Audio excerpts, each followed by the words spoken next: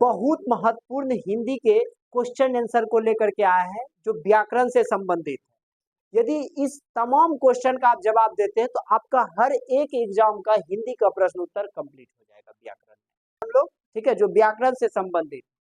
ठीक, सबसे पहले विक्रमशिला, पूर्णिया बिहार, हिंदी व्याकरण महत्वपूर्ण प्रश्न। हिंदी व्याकरण के महत्वपूर्ण प्रश्न जो हर एग्जाम में पूछा जाता है, जो कि ऑब्जेक्टिव टाइप है। कैसा टाइप है? इसमें आपको ऑप्शन मिलेगा चुनने के लिए। ठीक है, चलिए सबसे पहला क्वेश्चन जो है वो है संधि में खंड करने की क्रिया। क्या कहता है? संधि में खंड करने की क्रिया कहलाती है, यानी संधि में खंड करने की क्रिया क्या कहलाती है।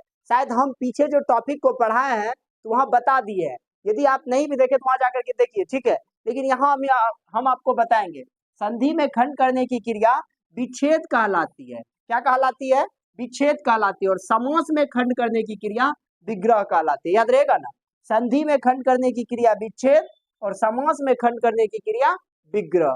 समझ में आ गया? चलिए, कहता है स्वर संधि के कितने प्रकार होते हैं। क्वेश्चन क्या पूछा गया? स्वर संधि के कितने प्रकार होते हैं? ऑप्शन है 2, 4, 5, 3। आप जानते हैं तो जरूर कमेंट बॉक्स में जवाब दीजिएगा। स्वर संधि के कितने प्रकार होते हैं? 2, 4, 5, 3। तो अब हम आपको जवाब देने जा रहे हैं स्वर संधि के 5 प्रकार होते हैं। स्वर संधि के कितने प्रकार होते हैं? 5 प्रकार होते हैं। संधि के मुख्य रूप से कितने प्रकार होते हैं? 3 प्रकार। एक स्वर संधि, व्यंजन संधि और विसर्ग संधि। और स्वर संधि के 5 प्रकार होते हैं। समझ में आ गया कि नहीं आ गया? स्वर संधि के कितने प्रकार होंगे? दीर्घ, गुण, वृद्धि, यन और आयादी। याद रहेगा ना, स्वर संधि के 5 प्रकार, दीर्घ, गुण, वृद्धि, यन, आयादी। और संधि के 3 प्रकार। यह भी क्लियर हो गया। चलिए हम लोगों का अपमान का विलोम क्या होता है? क्या है क्वेश्चन? अपमान का विलोम क्या होता है? ऑप्शन है सम्मान, और देखिए ऑप्शन में क्या है? अपमानित, बेइज्जती, नन। तो इसका आंसर होगा, आप जरूर कमेंट बताइएगा, अपमान का विलोम क्या होगा? तो सम्मान। अपमान मतलब क्या होता है? किसी को बेइज्जत करना। और सम्मान आयात का विलोम होता है। आयात मतलब होता है किसी चीज को मंगवाना। क्या होता है? आयात का मतलब होता है किसी चीज को मंगवाना। और इसका विलोम आपको बताना। ऑप्शन दिया हुआ निर्यात, आगमन, प्रस्थान और नन ऑफ दीज। आपके पास 4 ऑप्शन है। जरूर कमेंट बॉक्स में इसका कमेंट कीजिएगा यदि आप जानते होंगे तो। आयात का विलोम क्या होता है? तो आप याद रखिएगा, आयात मतलब हुआ मंगाना, निर्यात मतलब हो गया भेजना। तो आयात का उल्टा क्या हो जाएगा बउआ? निर्यात हो जाएगा। आयात का उल्टा क्या हो जाएगा? निर्यात हो जाएगा। संज्ञा के कितने प्रकार होते हैं? क्या है क्वेश्चन? संज्ञा के कितने प्रकार होते हैं? ऑप्शन है आपके पास 3, 2, 4 और 5। तो आप जानते हैं तो जरूर कमेंट कीजिएगा संज्ञा के कितने प्रकार होते हैं। तो याद रखिएगा संज्ञा के 5 प्रकार होते हैं। जातिवाचक, व्यक्तिवाचक, भाववाचक, समूहवाचक और द्रव्यवाचक। ये 5 प्रकार है संज्ञा के। ठीक है, ये भी टॉपिक का वीडियो पीछे दे दिया गया, आप जाकर के पूरा पढ़ लीजिएगा उसको। चलिए अब हम लोग सर्वनाम के कितने प्रकार होते हैं। हम लोगों का क्वेश्चन क्या है? सर्वनाम के कितने प्रकार होते हैं? ऑप्शन है 2, 3, 6 और 5। आज आपको हम बताने के लिए जा रहे हैं सर्वनाम के कितने प्रकार होते हैं। सबसे पहले जानिए सर्वनाम होता क्या है। सर्वनाम होता है जो संज्ञा के स्थान पर प्रयोग किया जाता है। जैसे राम अच्छा है न कहकर वह अच्छा है कह रहे हैं, तो राम के जगह वह इस्तेमाल हो गया, तो वह सर्वनाम हो गया। बात क्लियर हुआ? तो सर्वनाम के कितने प्रकार हैं? तो आपको एक ट्रिक याद रखना है, अनाप शनाप। क्या याद रखना है? अनाप शनाप। ठीक है, अनाप शनाप का मतलब क्या होता है? अ से अनिश्चयवाचक, न से निश्चयवाचक, प से पुरुषवाचक। अनिश्चय, निश्चय, पुरुष, संबंध, नीच और प्रश्नवाचक। फिर से सुनिएगा, अनिश्चय, निश्चय, पुरुष, संबंध, नीच और प्रश्नवाचक सर्वनाम। 6 हो गया। याद हुआ कि नहीं हुआ? तो कितना सर्वनाम हो गया? 6। तो सर्वनाम के कितने प्रकार होते हैं? तो आंसर हो जाएगा 6 प्रकार होते हैं। यह भी क्लियर हो गया। चलिए, कहता है क्वेश्चन है 7 नंबर, गुप्त का विलोम होता है। आखिर गुप्त का विलोम क्या होता है? तो आपको याद होगा गुप्त मतलब होता है कि चुपचाप रख लेना। क्या होता है? चुपचाप रख लेना। तो यदि उसको हम किसी को ऑप्शन दिया हुआ है इसका, देखिए क्या है, दिखाना, पहचानना, छुपाना और प्रकट करना। तो गुप्त मतलब हुआ चुपचाप रख लेना, अब प्रकट मतलब होता है उसके पास रख देना। देखिए यदि आपको लग रहा होगा दिखाना भी एक तरह से हो ही जाएगा, ठीक है, लेकिन दिखाना भी आप कह सकते हैं कुछ हद तक, लेकिन प्रकट करना इसका 100% हो जाएगा। क्लियर हो गया है आपको? पर्वत का पर्यायवाची होता है। तो पर्यायवाची का मतलब क्या होता है पहले ही जानिए। पर्यायवाची का मतलब होता है एक चीज का कई नाम। जैसे आप जानिए, आप नाम है आपका घर में फुदका, तो आपको कोई नूनू कह रहा है, कोई बाबू कह रहा है, कोई फुदका कह रहा है, कोई चिरफोकना कह रहा है, कुछ भी कह रहा है, तो इसी नाम को हम लोग पर्यायवाची कहते हैं, मतलब एक आदमी का कई नाम जो होता है।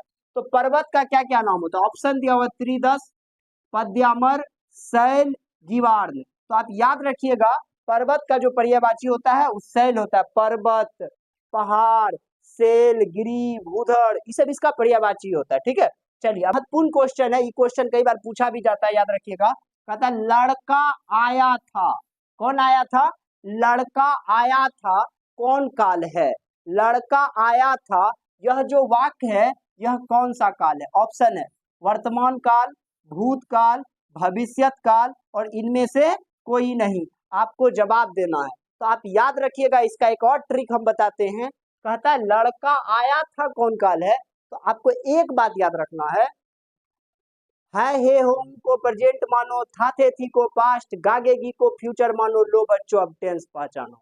यानी जिसके नेंगड़ी में, देखिए यहाँ क्या कहता है, था लगल है ना, लड़का आया था, आ गया मतलब अब नहीं आएगा, आ गया। तो था थे थी को पास्ट, पास्ट मतलब होता है भूत। तो ये क्या हो गया बुआ, पता चला? लड़का आया था थे थी को पास्ट मानना है, नहीं भूत मानना है, तो ये कौन सा काल में चले जाएगा? भूत काल में चले जाएगा। ठीक है, हाय हे हो उनको प्रेजेंट मानो, जिस भी वाक्य के अंत में हाय हे हो रहेगा वो प्रेजेंट में चले जाएगा, यानी वर्तमान में चले जाएगा। खाली नेंगड़ी देखना है, हाय हे हो है तो प्रेजेंट है, था थे थी या आ ए ई है अंतिम में तो पास्ट हो गया, गा गे गी है तो फ्यूचर हो गया। बात क्लियर हो गया ना? यहाँ लड़का आया था, तो आया था इसलिए क्या हो गया? भूतकाल हो गया। चलिए कहता है अनुराग, अनुराग में कौन उपसर्ग है? तो आपको पता होगा वह शब्दांश जो किसी शब्द के पहले जुड़ करके उसके अर्थ को बदल देता है उसको उपसर्ग कहते हैं, और जो बाद में लग करके उसके अर्थ में परिवर्तन लाता है उसको क्या कहते हैं? प्रत्यय कहते हैं।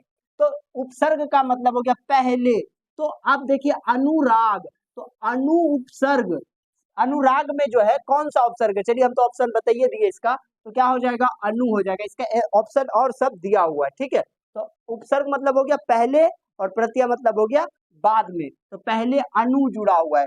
चलिए अब हम लोग, क्वेश्चन कह रहा है संसार का संधि विच्छेद क्या होता है? संधि विच्छेद का मतलब होता है तोड़ना और संधि का मतलब होता है जोड़ना। जब भी आपको संधि करने के लिए कहेगा तो दो ठो टूटा हुआ चीज को जोड़ना है, और विच्छेद करने के लिए कहेगा तो तोड़ना है। कहता है संसार, ऑप्शन दिया हुआ सन जोड़ सार, सम जोड़ सार, संसार, सम समसा रो, तो ये तो नहीं है होगा, संसार तो नहीं है होगा, संसार भी तो नहीं है होगा, तो होगा क्या? सम जोड़ सार, सम जोड़ सार क्या हो जाएगा? संसार। अब यहाँ पे देखिए हलंत लगा हुआ है तो ये व्यंजन संधि हो जाएगा, हलंत लगा हुआ है तो ये व्यंजन संधि हो जाएगा। एकदम क्लियर क्लियर, कोई दिक्कत? कहता है इंद्र का पर्यायवाची क्या होता है? इंद्र का नाम आप सुने होंगे, इसको वर्षा का देवता भी कहा जाता है। इसका जो नाम होता है इंद्र, पर्यायवाची मतलब अभी पीछे हम बताए एक चीज का अनेक नाम, तो इंद्र का नाम क्या होता है? अतुल, देवराज, महाकाय, गोददाता। तो आप याद रखिएगा इंद्र का जो पर्यायवाची होगा वो देवराज होगा। क्या होगा? देवराज होगा। चलिए मनुष्य क्या कह रहा है? मनुष्य कौन सा संज्ञा है? आखिर मनुष्य कौन सा संज्ञा है? तो आपको एक बात पता होना पड़ेगा, मनुष्य एक जाति का नाम है, जो कि मनुष्य यदि कह रहे तो सब जात का बोध हो रहा है। मनुष्य में जितना आता, मोटा, पतला, काला, गोरा, भूरा, हरा, बैगनी, जिससे संपूर्ण जाति का बोध हो उसको जातिवाचक संज्ञा कहते हैं। अब आप खुद सेलेक्ट कीजिए मनुष्य कौन सा संज्ञा होगा। तो मनुष्य पूरे जाति का बोध हो रहा है, इसलिए इसका ऑप्शन हो जाएगा ए नंबर, यानी कि जातिवाचक संज्ञा। समझ में आ गया? वहीं पे मनुष्य के बदले रहता है राम कौन सा संज्ञा, तो उसको कहते हैं व्यक्ति, क्योंकि किसी खास व्यक्ति का बोध हो रहा है। समझ में आ गया कि नहीं आ गया? तो जातिवाचक और व्यक्तिवाचक में भी अंतर समझ में आ गया होगा। जिससे पूरा जाति का बोध होगा उसको व्यक्तिवाचक, जिससे केवल एक जाति का बोध होगा उसको जातिवाचक। उल्टा हो गया क्या जी? व्यक्तिवाचक में क्या होगा? केवल एक व्यक्ति का पता चलेगा, और जातिवाचक में क्या होगा? पूरा जात, मनुष्य के तो सब मनुष्य का बोध हो गया, कुत्ता तो पूरा कुत्ता का बात हो जाएगा। समझ में आ गया? चलिए अब हम लोग प्रत्यय के कितने भेद होते हैं, यानी प्रत्यय के कितने प्रकार होते हैं, तो याद रखिएगा प्रत्यय के दो प्रकार होते हैं। एक कृत प्रत्यय जिससे कृदंत बनता है, और दूसरा तद्धित। दूसरा कौन सा बनता है? तद्धित। तो प्रत्यय के कितने प्रकार हो गए? दो प्रकार, एक कृत प्रत्यय और एक तद्धित प्रत्यय। तो कितने मारना है हम लोग को? दो। एकदम क्लियर हो गया कि नहीं हो गया? चलिए अब हम लोग कहता है स्वर संधि के कितने प्रकार होते हैं। शायद ये क्वेश्चन लगता है रिपीट हो गया। आपको बताए थे हम स्वर संधि के 5 प्रकार होते हैं। कितने प्रकार होते हैं बउआ? 5 प्रकार। दीर्घ गुण वृद्धि यन आयादि। दीर्घ गुण के प्रकार होते हैं, तो आप याद रखिएगा। व्यंजन वर्ण के 3 प्रकार होते हैं। कौन सा? कौन सा होता है? अंतस्थ, स्पर्श और उष्ण। व्यंजन वर्ण के 3 प्रकार। तो आप 3 कहाँ पे ऑप्शन है हम लोगों का? यहाँ पे 3 नंबर दिया हुआ है, अंतस्थ, स्पर्श और उष्ण। कितना खतरनाक है। कहता है छात्र शब्द का स्त्रीलिंग रूप क्या होता है? तो याद रखिएगा छात्र का जो स्त्रीलिंग रूप होता है वो हमेशा जो होगा वो होगा छात्रा। छात्रा मतलब होता है लड़की। क्या होता है छात्रा मतलब? लड़की। समझ में क्या कहता है? आंख शब्द का पर्यायवाची क्या होता है? तो आंख शब्द का याद रखिएगा पर्यायवाची होता है लोचन। आंख का पर्यायवाची होता है नेत्र, लोचन, विलोचन, चक्षु। हाँ, ये हो गया। चलिए अब हम लोग क्वेश्चन है हम लोगों का, बंधन शब्द का क्या कहता है? बंधन शब्द का विलोम क्या होगा? तो बंधन मतलब होता है किसी को बांध करके रखना। समझ में आया? मुक्ति, मुक्ति मतलब छोड़ देना, एकदम छोड़ दिए, आजाद कर दिए। तो बंधन का क्या हो जाएगा? मुक्ति हो जाएगा। समझ में आ गया कि नहीं आ गया? चलिए अब लाभ क्या है? तो मोर शब्द क्या है? ये क्वेश्चन हम बताएंगे ही नहीं। ये क्वेश्चन यदि आप बहुत होशियार हैं तो इसका जवाब आप जरूर कमेंट बॉक्स में दीजिएगा। तत्सम है, तद्भव है, देशज है या विदेशज है? तत्सम, तद्भव, देशज, विदेशज। समझ में आ गया कि नहीं आ गया? यह क्वेश्चन हम आप लोगों के लिए छोड़े हैं। आप लोग इस वीडियो को खूब ज्यादा शेयर कीजिएगा, अपने लोगों तक पहुंचाइएगा, और आप इससे तैयारी अच्छे से कीजिएगा। मिलते हैं हम लोग नेक्स्ट वीडियो में, तब तक के लिए बाय बाय।